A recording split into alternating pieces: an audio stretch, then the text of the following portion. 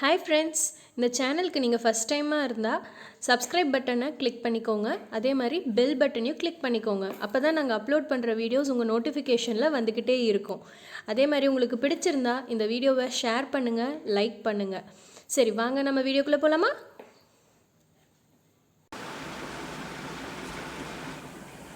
Welcome to target 190 IAS academy. நீங்கள் நம்ம என்ன பார்க்க போகிறோம் அப்படின்னா சேஞ்சஸ் அரவுண்ட் அஸ்.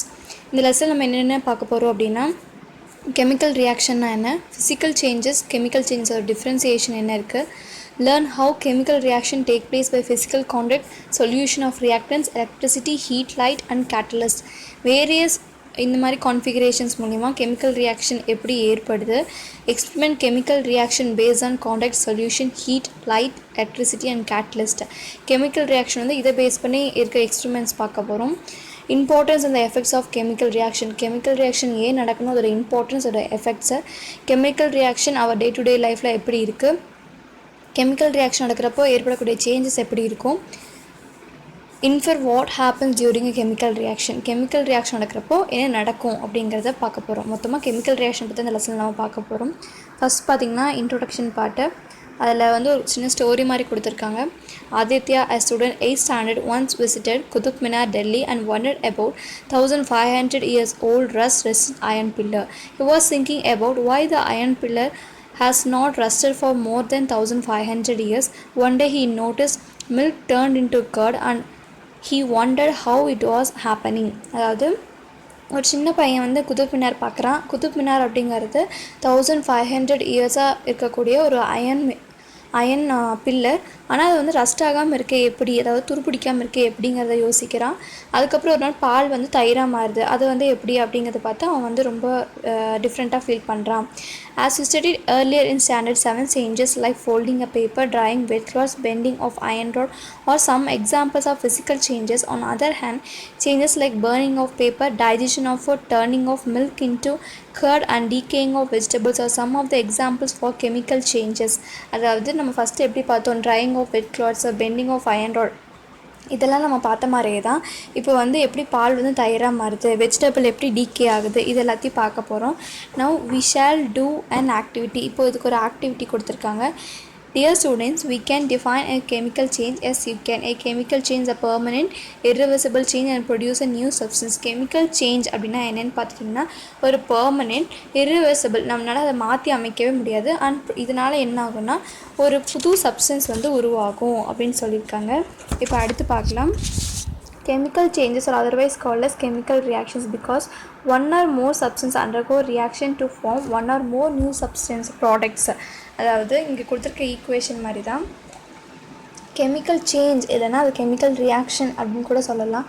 ஒன்று இல்லை 2-3 ரியாக்டன்ஸ் சேர்ந்து ஒரு ப்ராடக்டை உருவாகும் அப்படின்னு சொல்லலாம். In a society, people live in different conditions, not under same condition. Likewise, all chemical reaction will not occur at all condition.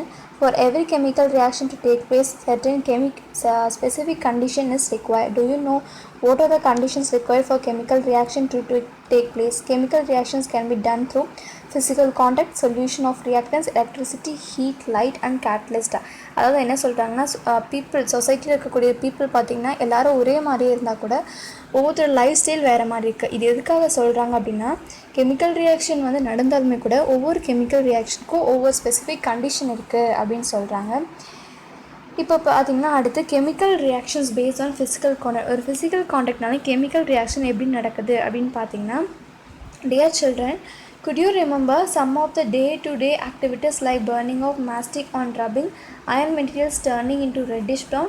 Why and how these changes are happen? Students, these changes are due to chemical reaction by contact in physical state. Combination of reactants in their natural occurring states is preferred as physical contact. அதாவது என்ன சொல்கிறோம், physical contact மூலிமா ஒரு chemical reaction எப்படி நடக்குது அப்படின்னா, நம்ம நார்மலாக ஒரு தீப்பெட்டியில் வந்து தீக்குச்சி வச்சு உரைக்கிறோம் இல்லையா, அது ஒரு ஃபிசிக்கல் கான்டாக்ட், அங்கே ஒரு கெமிக்கல் ரியாக்ஷன் நடக்குது. இந்த மாதிரி சம் எக்ஸாம்பிள்ஸ் பார்க்கலாம். When dry wood comes into contact with fire, it burns with the help of oxygen to form carbon dioxide which is given out as smoke. அதாவது நம்ம வந்து ஒரு wood எடுத்துக்கலாம். அந்த wood வந்து ஃபயர் கிட்ட கொண்டு போகிறோம் அப்படிங்கிறப்போ அது வந்து தீ பிடிச்சி எரிய ஆரம்பிச்சிடும் with the help of oxygen and produce carbon dioxide அப்படின்னு சொல்கிறாங்க. அண்ட் ஸ்மோக்கை வந்து வெளிவிடுது அப்படின்றாங்க. when a matchstick is rubbed on the side of match box சைடில் நம்ம மேட்ச்ஸ்டிக்கை வச்சு ரப் பண்ணுறப்போ அங்கே ஒரு கெமிக்கல் ரியாக்ஷன் ஆகுது. ஹீட், லைட், ஸ்மோக் எல்லாம் வெளியே வருது. அதாவது ரியாக்டன்ஸ் வந்து ஒரு ஃபிசிக்கல் காண்டாக்ட்னால ஒரு ப்ராடக்டை உருவாக்குது அப்படின்னு சொல்கிறாங்க. when quicklime comes in contact with water it forms slaked lime. அதாவது நம்ம quicklime சுண்ணாம்பு இருக்குல்ல, தண்ணி ஊற்றி வைக்கிறப்போ நமக்கு slaked lime கிடைக்குது அப்படின்னு சொல்கிறாங்க. ஃப்ரம் த above reactions நம்ம இதனால் என்ன கண்டுபிடிக்கலாம் அப்படிங்கிறப்போ ஒரு ஃபிசிக்கல் காண்டாக்ட்னால கெமிக்கல் ரியாக்ஷன் நடந்து நமக்கு ஒரு ப்ராடக்ட் கிடைக்குது அப்படின்னு சொல்கிறாங்க. Chemical reactions based on solutions of reactants. அதாவது ரியாக்டனில் என்ன சொல்யூஷன் இருக்குது அதை பேஸ் பண்ணி கெமிக்கல் ரியாக்ஷன்ஸ் எப்படி நடக்குது அப்படின்னு பார்த்தீங்கன்னா, do you like coffee? How coffee is prepared? As your mother does, when milk is mixed with coffee decoction, the color of milk and decoction changes due to chemical reaction. Your mother adds enough sugar to make it tasty like this. When we mix two substance reactants in solution form, the chemical reaction takes place to form new substance. For example, take small amount of solid silver nitrate and sodium chloride in a test tube. Do you observe any change? No. The reactants in solid state have no reactions. Now you dissolve the same reactants in water in separate test tubes. Mix both the solution. What do you observe? Silver nitrate solution react with sodium chloride solution to form a white precipitate of silver chloride and sodium nitrate solution. From the above reaction, we infer that some chemical reaction proceed only in solution from not in solid form. அதாவது நம்ம வச்சிருக்கக்கூடிய reactant வந்து என்ன ஃபார்மில் இருக்குது, அதுக்குள்ளே என்ன substance இருக்கோ அதை பேஸ் பண்ணி கெமிக்கல் ரியாக்ஷன் நடக்குது அப்படின்னு சொல்கிறாங்க. இப்போ எக்ஸாம்பிள் என்ன பண்ணுறோம் அப்படின்னா, ஒரு சில்வர் நைட்ரேட் எடுத்துக்கிறோம், அதை ஒரு டெஸ்ட் டியூப்பில் வைக்கிறோம். சோடியம் குளோரைடு எடுத்துருக்கோம், அது ஒரு டெஸ்ட் டியூப்பில் வச்சுருக்கோம். ரெண்டுமே வந்து சாலிட் ஃபார்மில் தான் இருக்குது. ரெண்டும் மிக்ஸ்அப் பண்ணுறோம், ஆனால் அங்கே என்ன ரியாக்ஷன் நடக்கலை. அதே நம்ம வந்து சில்வர் நைட்ரேட்டை வந்துட்டு வாட்டரில் நல்லா டிசால்வ் பண்ணிவிட்டு சோடியம் குளோரைடையும் தனியாக வேறு ஒரு டெஸ்ட் டியூப்பில் நல்லா டிசால்வ் பண்ணிட்டு இப்போ ரெண்டையும் மிக்ஸ் பண்ணுறோம் அப்படிங்கிறப்போ ஒரு precipitate ஃபார்ம் ஆகி சில்வர் குளோரைடும் சோடியம் நைட்ரேட் சொல்யூஷனும் கிடைக்கும் அப்படின்னு சொல்கிறாங்க. ஸோ நம்ம இது வந்து என்ன கன்க்ளூட் பண்ணலாம் அப்படின்னு பார்த்திங்கன்னா, சில கெமிக்கல் ரியாக்ஷன்ஸ் சாலிட் ஃபார்மில் நடக்காது அப்படின்னு சொல்கிறாங்க. Chemical reactions based on electricity base பண்ணி ஒரு கெமிக்கல் ரியாக்ஷன் எப்படி நடக்குது அப்படின்னு பார்த்தீங்கன்னா, we can live without electricity. Obviously not. Electricity is very essential for all living. We use electricity for cooking, lighting, grinding, watching TV, charging mobiles, laptops, computers, water heaters, etc. Do you know electricity can be used to carry out chemical reactions? Yes. By using electricity, many chemical reactions are done which are industrially very important. As you know, water is made of hydrogen and oxygen molecules. When electricity is passed through water containing small amounts of sulfuric acid, hydrogen and oxygen gases are liberated. Similarly, a concentrated solution of sodium chloride is called brine. It is electrolyzed to produce chlorine and hydrogen gases along with sodium hydroxide.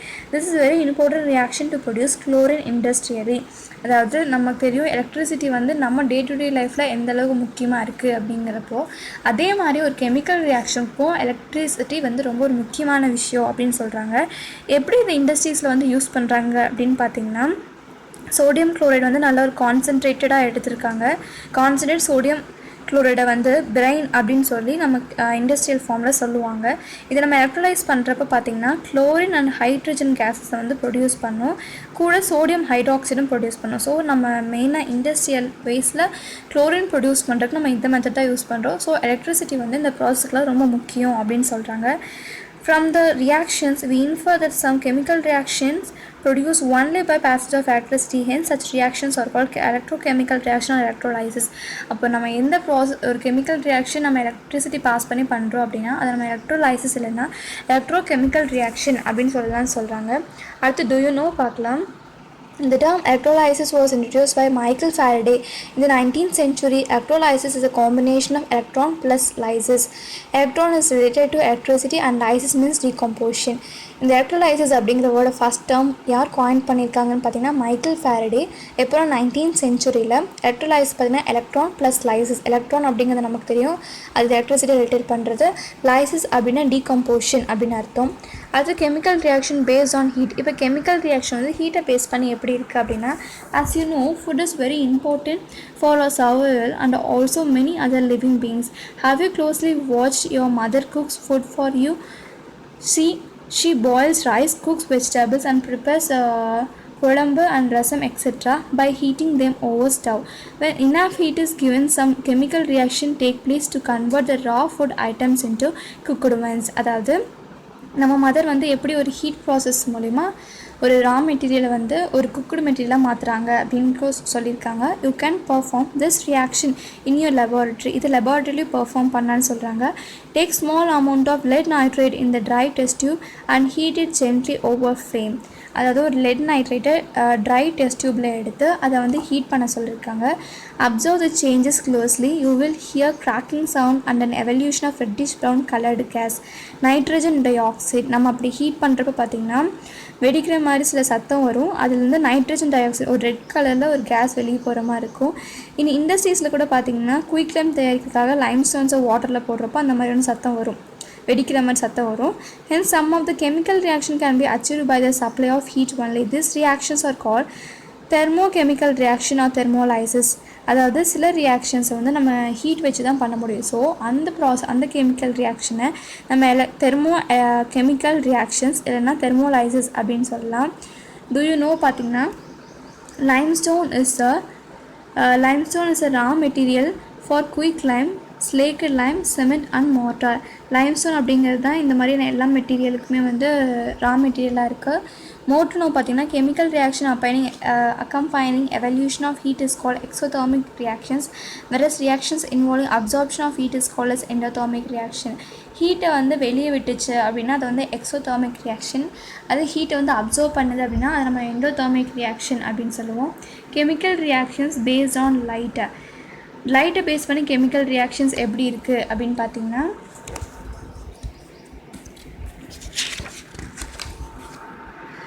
what will happen if there is no sunlight? All the human activities will be affected and there will be no food for us to survive, isn't it?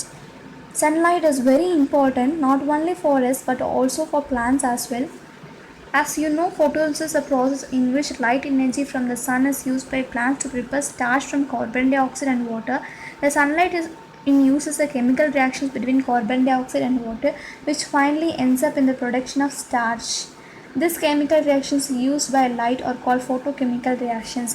ஒரு chemical reaction light use பண்ணி நடக்குது அப்படின்னா நம்ம அதை photochemical reaction அப்படின்னு சொல்லலாம். எக்ஸாம்பிளாக எதை சொல்கிறாங்க அப்படின்னா நமக்கு நல்லாவே தெரியும், பிளான்ஸ் வந்து சன்லைட்டை யூஸ் பண்ணி அதோட ஓன் ஃபுட் ஸ்டார்ச்சை வந்து ப்ரிப்பேர் பண்ணிக்குது with the help of carbon dioxide and water அப்படின்னு தெரியும். ஸோ இந்த கெமிக்கல் ரியாக்ஷன் வந்து லைட்டை பேஸ் பண்ணி நடக்கிறதுனால நம்ம இதை வந்து ஃபோட்டோகெமிக்கல் ரியாக்ஷன் அப்படின்னு சொல்லலாம், இல்லைன்னா ஃபோட்டோலைசிஸ் அப்படின்னு சொல்லலாம். இப்போ do you know பார்த்திங்கன்னா ஃபோட்டோலைசிஸ் இன் அட்மாஸ்பியர். இந்த அல்ட்ராவயலட் இது வந்து நம்ம அட்மாஸ்பியரில் எப்படி நடக்குதுன்னு பார்த்திங்கன்னா, the ultraviolet rays from the sun break ozone molecules in the stratosphere into oxygen and atomic oxygen.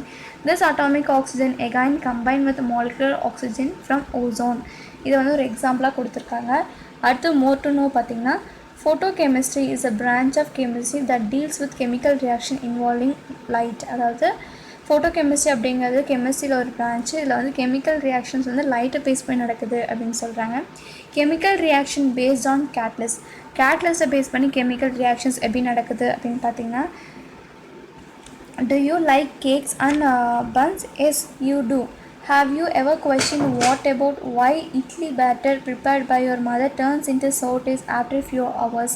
The answer for your question is fermentation. It is chemical reaction in which a substance is decomposed with the help of yeast or bacteria to give simpler products. In the case of yeast, the enzymes released by the yeast makes the reaction faster. Like this, in industry, some chemical substances are used to alter the speed of chemical reaction. These substances are called catalysts. For example, metallic iron is used as a catalyst in the manufacture of ammonia using Haber process. This ammonia is a basic material for the production of urea, an important fertilizer in agriculture. In Vanaspati ghee preparation, finely divided nickel is used as a catalyst. The speed of a certain reaction is influenced by the catalyst, and such reactions are called catalytic reactions. அதாவது சில chemical ரியாக்ஷன்ஸோட speed பார்த்திங்கன்னா catalyst add பண்ணுறப்ப அதிகமாகும். So கேட்லிஸ்ட்டை base பண்ணி அதோட chemical reaction நடக்கிறதுனால அது கேட்லிஸ்டிக் ரியாக்ஷன்னு சொல்கிறாங்க. எக்ஸாம்பிள் பார்த்திங்கன்னா நம்ம வந்து இண்டஸ்ட்ரீஸில் பார்த்திங்கன்னா அம்மோனியா ப்ரொடியூஸ் பண்ணுறதுக்காக ஹேவர் ப்ராசஸ் யூஸ் பண்ணுவாங்க. அப்போ வந்து ammonia is a basic material for the production of urea. ஏன்னா அம்மோனியா வச்சு நம்ம யூரியா ப்ரொடியூஸ் பண்ண முடியும், which is very important fertiliser in agriculture. அதுக்காக நம்ம வந்து இந்த கேட்லிஸ்ட் யூஸ் பண்ணி பண்ணுறப்போ இது வந்து கேட்டலிஸ்டிக் ரியாக்ஷன் அப்படின்னு சொல்லலாம். அடுத்து enzymes and yeast are call biocatalyst. என்சைம்ஸும் ஈஸ்ட்டு நம்ம பயோகேட்டலிஸ்ட்னு சொல்லுவோம், ஏன்னா அதெல்லாம் பயாலஜிக்கலாகவே ப்ரெசென்ட் ஆகிருக்கனால.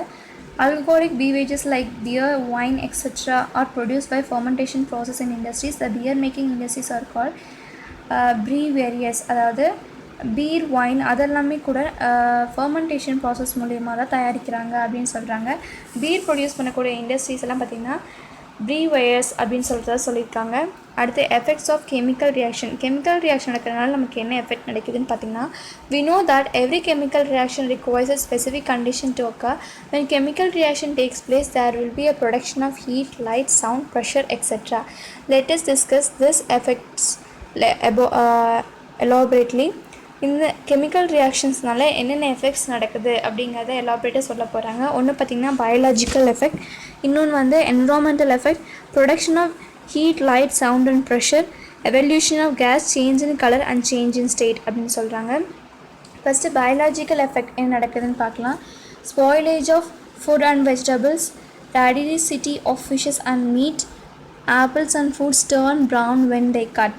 அதாவது spoilage of food and vegetables அப்படின்னா, food spoilage may be defined as any change that cause food unfit for human consumption. The chemical reactions catalyzed by the enzymes result in the degradation of food quality, such as development of bad taste and odor and loss of nutrients. Example, rotten eggs develop a bad smell due to formation of hydrogen sulfide gas. அதாவது இந்த மாதிரி biological effects, இந்த chemical reaction வந்து biological எப்படி effect பண்ணுதுன்னு பார்த்திங்கன்னா, first spoilage of food.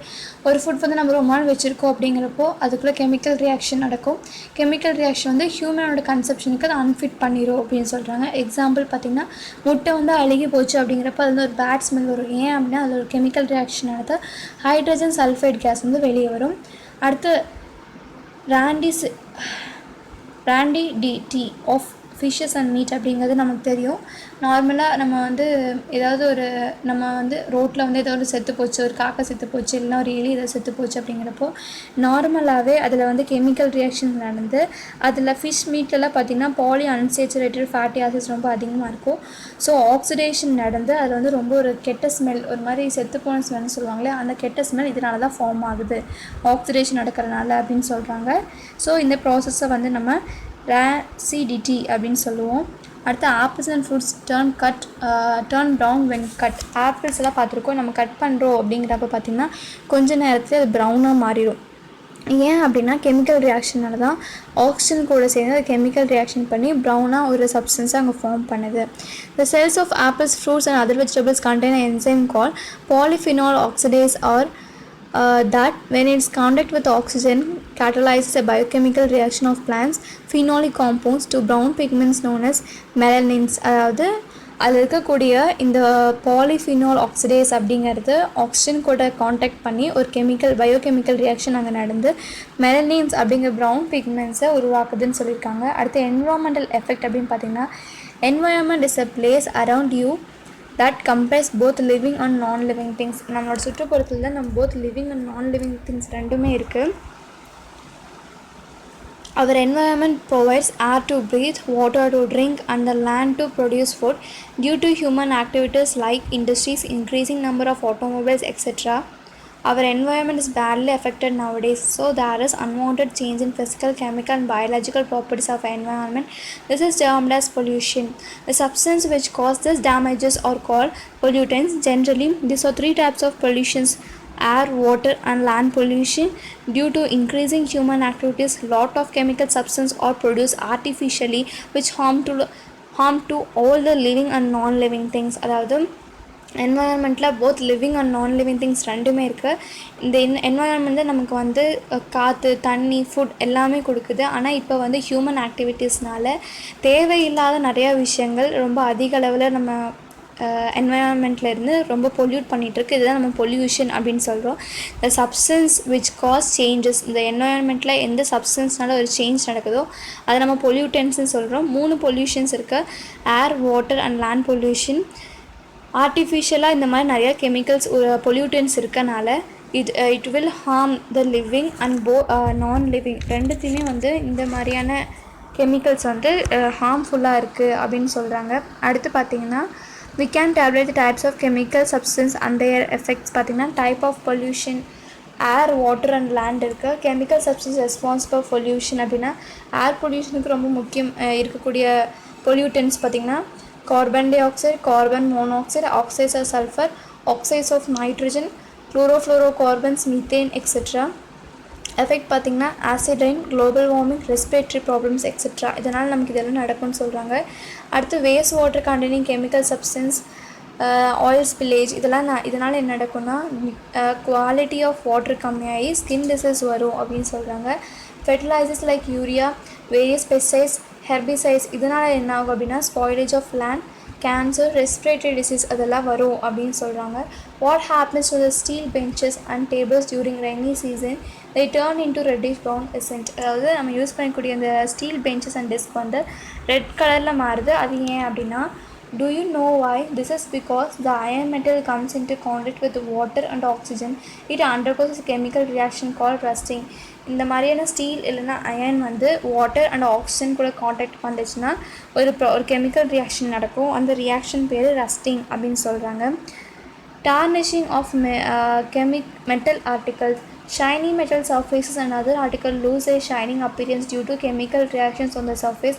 For example, silver articles become black on exposure to atmospheric air. Similarly, brass vessels which contain copper as one of the constituents develop a greenish layer on exposure to air for a long time. This is due to a chemical reaction between copper and the moisture to form basic copper carbonate and copper hydroxide. இப்போ copper vessels எல்லாம் இருக்கு இல்லையா, அதெல்லாம் வந்து நார்மலாகவே நம்ம ரொம்ப நாள் அப்படியே தண்ணியில் இருந்துச்சுன்னா க்ரீனிஷ் லேயர் வந்து ஃபார்ம் ஆகும். ஏன் அப்படின்னா அந்த காப்பருக்கும் அந்த மாய்ஸ்சருக்கும் நடக்கிற ஒரு கெமிக்கல் ரியாக்ஷனால் copper carbonate and copper hydroxide வந்து ஃபார்ம் ஆகுது அப்படின்னு சொல்லியிருக்காங்க. அடுத்து பார்த்திங்கன்னா production of heat, light and sound and pressure, இதெல்லாம் எப்படி ப்ரொடியூஸ் ஆகுது அப்படின்னு பார்த்தீங்கன்னா production of heat.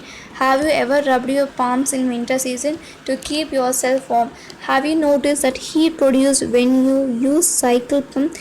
Chemical reactions produce heat. Chemical reaction வந்து ஹீட்டை ப்ரொடியூஸ் பண்ணணும்னு சொல்கிறாங்க. அது வந்து ஒரு exothermic reaction which is evolution of heat அப்படின்னு சொல்லலாம்.